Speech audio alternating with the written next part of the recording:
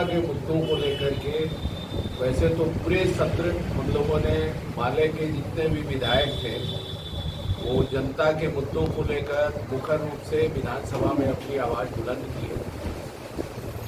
अंतिम दिन हम लोगों ने विधि व्यवस्था जो खराब हो गया है, चरमरा गया है, हत्या, करप्शन, क्रिमिनलाइजेशन, करप्शन और कम्युनलिज्म 3C के मामले में नीतीश कुमार ने कहा था कि जीरो टॉलरेंस बिहार में है और इस मामले में किसी तरह का हम बर्दाश्त नहीं करेंगे। लेकिन हत्या के मामले में, अपराध के मामले में, क्रिमिनलाइजेशन के मामले में खुद उन पर हमला होता है।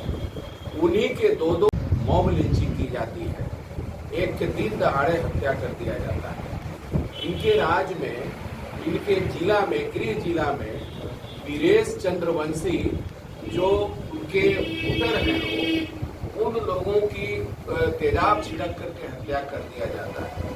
आपको देखिएगा कि उधर मधेपुरा में महिला के साथ जिस तरह से महाभारत में हम लोगों ने सुना था कि चीरहरण हुआ, लेकिन इनके राज में चीरहरण किया गया, उनको नंगा किया गया, साड़ी खोला गया, पीटा गया।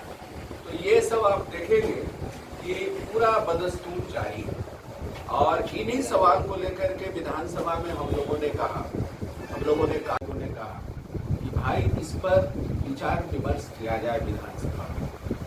पूरे देश के लोग देख रहे हैं, पूरे राज्य के लोग तबाह हैं और विधि व्यवस्था को दुरुस्त करने के सवाल को लेकर आप विचार विमर्श करिए, हम लोग मदद करेंगे। लेकिन सरकार नहीं सुनी। ये अध्यक्ष महोदय ने हम लोगों को मार्शल के जरिए बाहर निकलवाया। ये हम लोगों ने कोई गलत सवाल नहीं किया था। जो जनता परेशान थी उन परेशानी से संबंधित सवाल हमने किया था। हमने क्रिमिनलाइजेशन का सवाल उठाया था, जो हत्या लगातार बढ़ रही है, जो अपहरण बलात्कार की घटनाएं बढ़ रही है। हमने सवाल उठाया था करप्शन का, जो करप्शन आप लोग जानते हैं कि कोई भी कार्यालय में आप जाइए तो बिना घूस के कोई काम नहीं होता है। हमने कम्युनलिज्म का सवाल उठाया था और इस राज्य में आपने देखा कि जदयू के नेता के मॉब लिंचिंग होता है। इनके नेता जो हैं MP साहब हैं, उनके द्वारा हेट स्पीच दिया जाता है। बेगूसराय में ये कश्मीर के तर्ज पर हेट स्पीच दिया जाता है कि यहाँ के हिंदू खतरे में, बिहार के हिंदू खतरे में, जो कहीं से कोई बात नहीं है। सारे लोग मिलजुल करके भाईचारे के साथ रह रहे हैं। लेकिन इस भाईचारे का जो बंधन है, ये जो संस्कृति है, उसको कोशिश कर रहा है भाजपा वाले लोग, RSS वाले लोग कि कैसे समाप्त कर दिया जाए, इसको कैसे तोड़ा जाए और राज्य में कैसे एक नफरत का माहौल बना दिया जाए, दंगा का माहौल बना दिया जाए, अराजकता की स्थिति पैदा कर दिया जाए। ये चल रहा है। इसी को हम लोगों ने सवाल उठाया था और इस सवाल को लेकर हम लोगों ने मांग किया था कि कार्य स्थगन करके सदन में बहस हो, विमर्श हो और रास्ता निकाला जाए, कैसे इसको ठीक किया जा सकता है। ठीक करने का कोई रास्ता हो जाए। लेकिन माले के विधायकों को बाहर, हम लोग चाहे सदन के बाहर का मामला हो या सदन के भीतर का मामला, हम जन मुद्दों को लेकर संघर्ष जारी रखेंगे, लड़ाई जारी रखेंगे। कल जो हमारे माले विधायकों के साथ जो अपमान किया गया है, ये मार्शल के द्वारा बाहर फेंकवाया गया है, इसको लेकर कल पूरे बिहार में प्रतिवाद जुलूस निकाला जाएगा। अरवल में भी हम लोग भारी संख्या में एक जुलूस निकालेंगे, प्रतिवाद जुलूस निकालेंगे और सरकार का पोल खोलेंगे कि सरकार किन मुद्दों को सुनना चाहती है। केवल नफरत वाली बात वहां सुनना चाहती है, जनता के मुद्दों को वो सुनना नहीं चाहती। इसलिए हम लोग जनता के मुद्दों को लेकर के कल हम लोग बात रखेंगे जनसभा में। दूसरी बात, ये अरवल से संबंधित हम लोगों ने कई सवाल उठाया था, करीब 55 सवाल हम लोगों ने दिया था तारांकित, और तारांकित में बहुत सारे सवाल, जैसे ही सवाल हमने किया उसका बहुत सारा समाधान भी आया है, बहुत सारा लंबित है। गैर संसदीय गैर सरकारी संकल्प में भी हमने 2 सवाल किया था कदवन जलाशय निर्माण को लेकर के, ताकि यहाँ जो कई रजवाहा है, आपका अय्यारा रजवाहा, अमरा रजवाहा, सैदपुर रजवाहा, माली रजवाहा, कुचवारासा रजवाहा, इमामगंज रजवाहा, उसको टेल एंड तक पानी नहीं पहुंचता है। उस टेल एंड तक पानी कैसे पहुंचे? जब तक पानी का स्टोर नहीं होगा।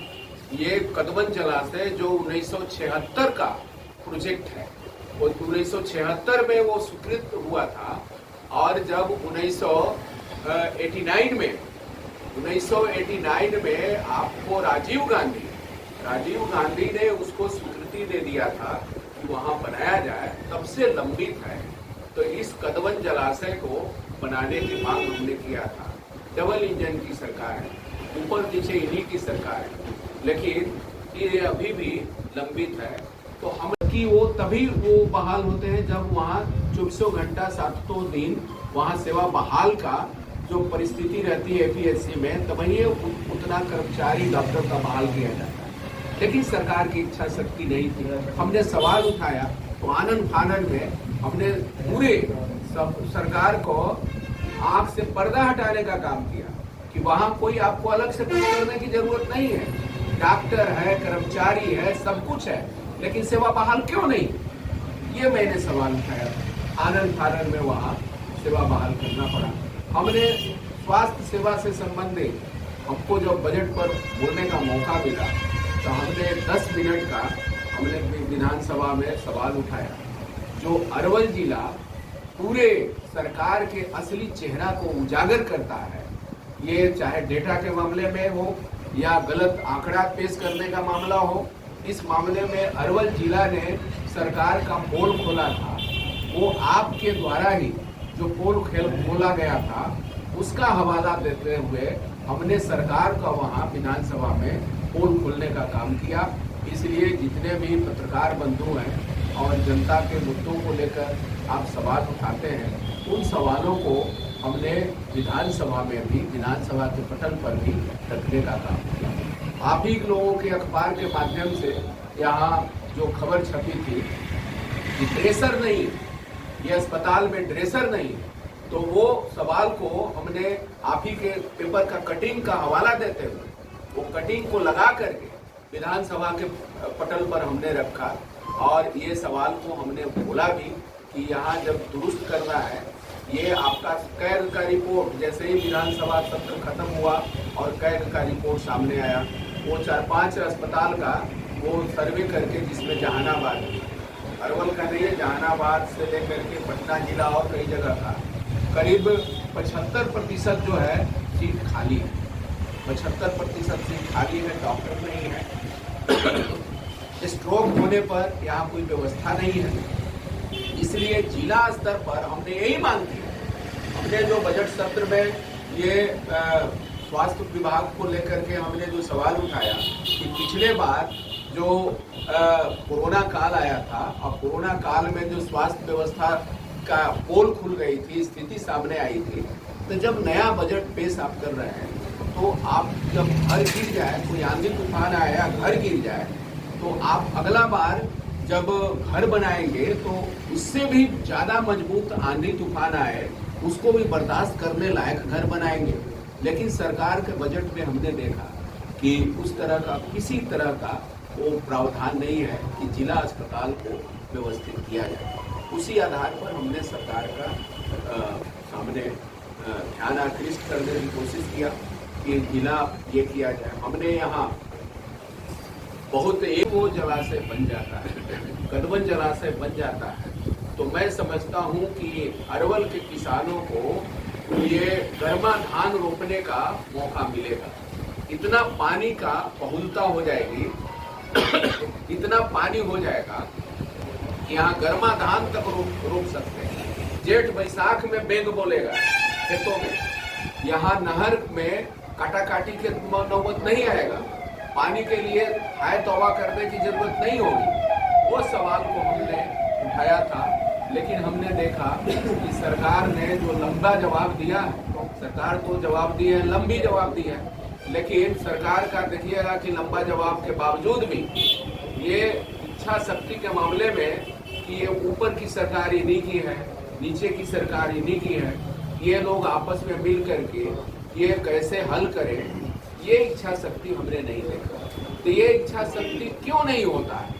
इसलिए नहीं होता है कि किसानों के प्रति इनका रवैया ठीक नहीं है, मजदूरों के प्रति इनका रवैया ठीक नहीं है, स्वास्थ्य कर्मियों के प्रति इनका रवैया ठीक नहीं है, बेरोजगार लोगों के प्रति इनका रवैया ठीक नहीं है। ये केवल धर्म की बात करना चाहते हैं, ये केवल ये नफरत की बात करते हैं, हिंदू मुस्लिम की बात करते हैं, मंदिर मस्जिद की बात करते हैं, और धर्म की धर्मांधता के कारण आप देखेंगे कि धर्म का धर्मांधता इतना सिर पर चढ़ जाता है, जो अफीम के रूप में, जो एक नशा के रूप में होता है, जो महंगाई उसको नहीं सूझता।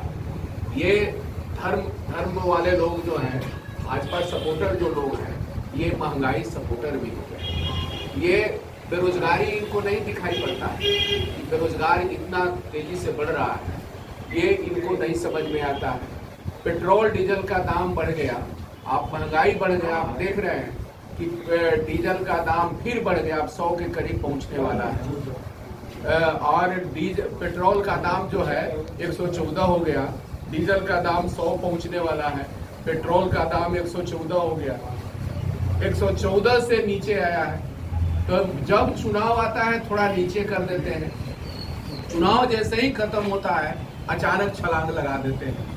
तो ये सरकार की जो पॉलिसी है, ये जन विरोधी पॉलिसी है, और इस जन विरोधी पॉलिसी के खिलाफ हम लोगों ने विधानसभा में अपना आवाज बुलंद किया था, और कल हम लोग यहाँ प्रतिवाद करेंगे।